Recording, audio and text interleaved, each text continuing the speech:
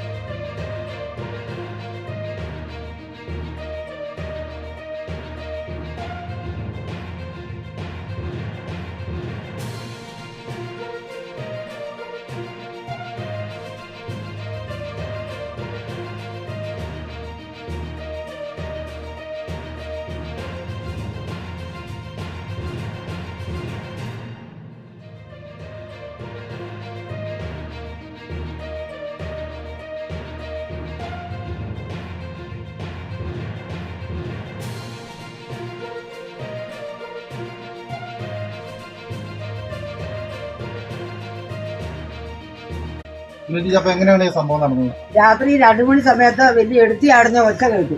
പട്ടി കീന്നൊന്ന് കാറിനേം കേട്ടു. അപ്പത്തേനും ഞാൻ കടുവ വന്ന് പിടിച്ചെന്ന് ഓർത്ത് ഞങ്ങൾ വേഗം ലൈറ്റ് പഠിച്ച് മിറ്റത്തിയാടി. അന്നേരം ആ കക്കൂസിന്റെ അതിലെ കൂടെ എടുത്തിയാടി ഓടുന്ന ഒച്ച കേട്ടു. കണ്ടില്ല, എടുത്തിയാടി ഓടുന്ന ഒച്ച കേട്ടു. പട്ടിയുടെ താടേന്ന് ചുവര ഇട്ടിട്ട് ഇങ്ങനെ വീണുകൊണ്ടിരിക്കുക. എന്നിട്ട് ഞങ്ങൾ പിന്നെ പെട്ടെന്നുള്ള ഉപ്പും ചാരവും കൂടെ കുഴച്ച് ഞങ്ങൾ തേച്ചു. പട്ടിയെ അന്നേരം പെരക്കകത്ത് കയറ്റി കിടത്തി. ഇതിനു മുമ്പ് ഇതുവരെ ഞങ്ങളെ പട്ടീനെ പിടിച്ചിട്ടില്ല. ഇപ്പൊ ആദ്യം ഇപ്പൊ ഇവിടെ അടുത്ത ഊന്നാലെ കുഞ്ഞുഞ്ഞിന്റേത് 3 മാസം മുമ്പ് പിടിച്ചു. കടുവ പിടിച്ചു, കൂട് പൊളിച്ച് കടുവ പിടിച്ചു. പിന്നെ ഞങ്ങള് കുറെ ചാർത്തി കെട്ടിച്ചു. ഞങ്ങള് 2 പേരും ഇവിടെ ഒറ്റയ്ക്കാ ഉള്ളത്, ആരുമില്ല.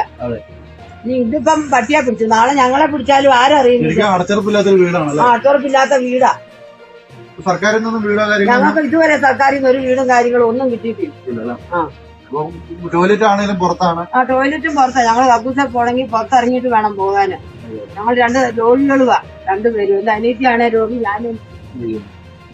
15 കൊല്ലമായി നമ്മുടെ തൊട്ട് അതിരുകാര് പറമ്പ് തെളിക്കല. പറമ്പ് തെളിക്കാൻ അയൽവാസികൾ പറയുമ്പോൾ ഞങ്ങളെ തെറിയാ വിളിക്കുന്നത്, ചീത്തയാ പറയുന്നേ. പറമ്പ് തെളിക്ക് ഞങ്ങൾ ഇവിടെ കിടക്കുന്ന പാമ്പെല്ലാം എപ്പോഴും പരിക്കാത്ത വന്ന് കയറുക.